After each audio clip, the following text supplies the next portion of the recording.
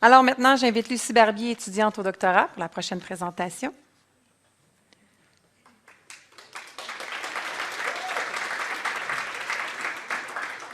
Ok, bonjour à tous. Moi, c'est Lucie. Je travaille sous la direction de Fabio Genaretti, la co-direction d'Étienne Boucher et Sergio Rossi, et sous les précieux conseils de Valentina Buteau.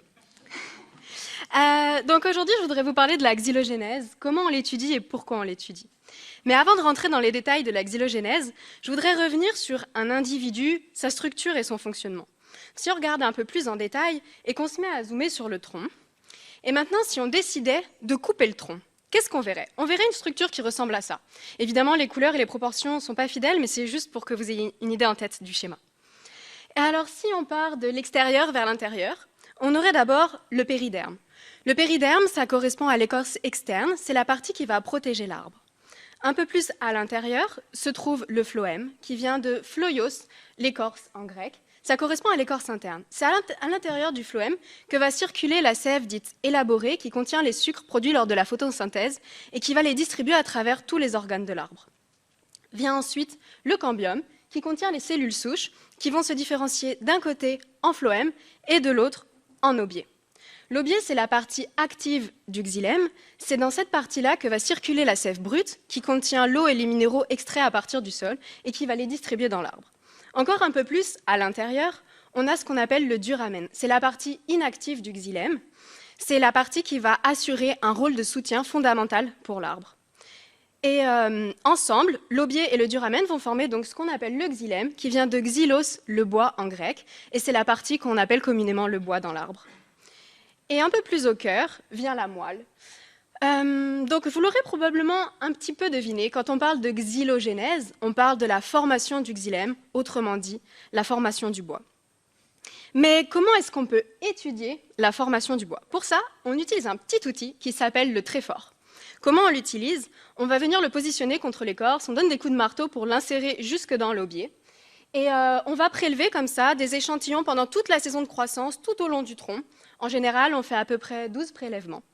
Et à partir de cet outil, on va récupérer notre échantillon qu'on appelle une microcarotte. Micro pourquoi? Parce qu'elle fait seulement 2 mm de diamètre. Et pour pouvoir l'étudier, cette microcarotte, elle va devoir passer à travers tout un processus au laboratoire. Je vous épargne les détails, mais si ça vous intéresse, je répondrai avec plaisir à vos questions. Et donc, en gros, à la fin de toutes ces étapes, on obtient une coupe transversale des cellules qui vont nous permettre d'étudier cette fameuse xylogénèse. Donc là, j'aimerais vous lancer un petit défi. Je vais vous expliquer comment la xylogénèse fonctionne, les différentes phases de développement cellulaire auxquelles vont passer chacune des cellules. Et votre but à vous, ça va être essayer de deviner sur cette photographie où se trouvent les différentes phases de développement. Donc tout d'abord, juste pour se replacer dans le contexte, la xylogénèse a lieu juste après l'écorce qui est formée du périderme et du phloème. Ne cherchez pas le périderme sur cette photo, vous ne la verrez pas, mais vous pouvez voir le phloème. Donc tout commence dans le cambium, où on va avoir des petites cellules vivantes avec une paroi très fine qui sont légèrement écrasées, qui vont venir se diviser pour former les nouvelles cellules de bois. Ensuite, cette cellule va passer en phase dite d'élongation, où elle va se remplir d'eau et s'allonger jusqu'à doubler de volume. Ça reste des cellules avec une paroi très fine et souple, donc elles sont généralement un peu déformées. Puis, cette cellule va passer dans une phase dite d'épaississement pariétal, où au fur et à mesure, la paroi va s'épaissir et se lignifier, ce qui va lui donner une structure rigide et sa taille finale, et cette forme beaucoup plus géométrique. Et finalement, quand la cellule est complètement lignifiée, elle va mourir et se vider de son contenu cellulaire. Et c'est comme ça qu'elle va devenir mature et fonctionnelle. Parce qu'une fois qu'elle s'est vidée complètement de son contenu, ça forme un magnifique tuyau pour faire passer les flux de sève. Donc maintenant que vous avez compris comment la xylogénèse fonctionne et comment elle se forme, j'aimerais revenir sur pourquoi étudier la xylogénèse. Ah oui, et puis là, c'est les différentes phases au cas où vous ne les auriez pas trouvées. Donc pourquoi étudier la xylogénèse? On peut s'y intéresser pour plusieurs raisons. Tout d'abord, en climatologie. Vous savez que le climat est grandement régulé par la quantité de CO2 atmosphérique. Or, les arbres sont capables de capter ce CO2 atmosphérique et d'en extraire le carbone pour leur croissance. Et ils vont notamment en séquestrer beaucoup lors de leur formation du bois et donc à travers ce processus de xylogénèse. On peut aussi s'y intéresser dans le contexte de la foresterie, puisqu'il s'agit du processus de formation du bois et que le bois est une ressource principalement exploitée. On peut le regarder dans un contexte plus physiologique pour comprendre le fonctionnement de l'arbre, la structure du bois et le fonctionnement de chacun des petits vaisseaux, par exemple.